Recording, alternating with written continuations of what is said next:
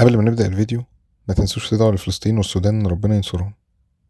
النهاردة هنزور مع بعض مدينة العلمين وهنشوف ازاي نقدر نقضي يوم فيها وننبسط بأقل تكلفة. فلو انتوا قاعدين مثلا في قرية من قرى الساحل وعايزين تروحوا العلمين تقضوا يوم فيها وتنزلوا البحر، هيكون الموضوع مناسب جدا. ولو حتى من اسكندرية وعايزين تروحوا صد رد، ممكن تركبوا ميكروباص العلمين ب30 جنيه من موقف محرم بيه. لكن طبعا مشوار بعيد عن القاهرة انه يتراح صد رد، بس في مواصلات من القاهرة برضه من موقف المرج.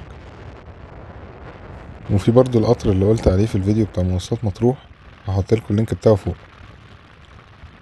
وبالنسبة للمواصلات جوه العلمين الجديدة، ممكن تاخدوا تمنية مخصوص أو تتمشوا لو شباب. مدينة العلمين تبع محافظة مطروح، في الكيلو 105 على طريق اسكندرية مطروح، وموجودة قبل الطريق. وآخر كام سنة أنشئت مدينة العلمين الجديدة، ودي اللي موجودة على البحر. هنروح العلمين الجديدة الأول، وبعد كده هنروح العلمين وهقول لكم ممكن تتغدوا فين هناك بعد ما تقضوا اليوم. قبل ما نروح العلمين الجديدة رحنا متحف العلمين الحربي، وده ان شاء الله هعمله فيديو لوحده عشان احكي عن قصته كويس. وصلنا العلمين الجديدة، اول حاجة طلعنا على البحر. العلمين الجديدة فيها شواطئ خاصة بفلوس كتير تبع الفنادق، لكن برضه في شواطئ عامة مش بفلوس خالص، ممكن واحد يروح ويقضي فيها اليوم وينزل البحر براحته. ساعة لما روحنا مكانش عليه اي خدمات، لكن سمعت ان بقى فيه دلوقتي ايجار شماسي وكراسي، والبحر هناك نضيف وجميل اوي. ألم تر أن الله يولج الليل في النهار ويولج النهار في الليل وسخر الشمس والقمر كل يجري إلى أجل مسمى وأن الله بما تعملون خبير. عاملين برضه بحيرات صناعية شكلها جميل، وواضح ان هيبقى فيه ممشى عليها بس لسه متفتحش.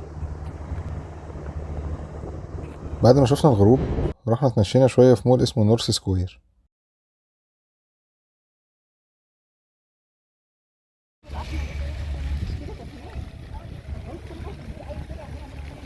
ولكن للأسف المحلات اللي فيها أسعارها غالية، فتمشينا شوية وتصورنا هناك.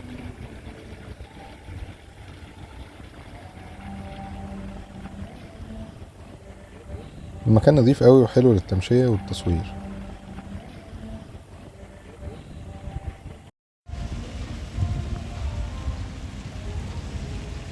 رحنا بعد كده المشاية، مشينا هناك شوية. بصراحة المشاية نضيفة قوي برضو، وإضاءتها جميلة والجو حلو عشان جنب البحر على طول، والصبح كمان بيكون المنظر فيها أحلى.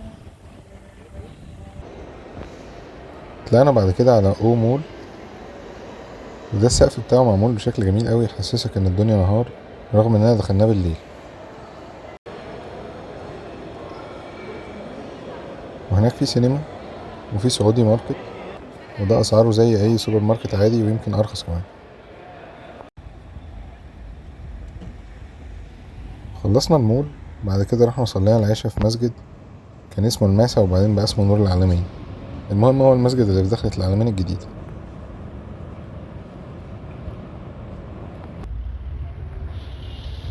رحنا بعد كده العلمين عشان نتغدى.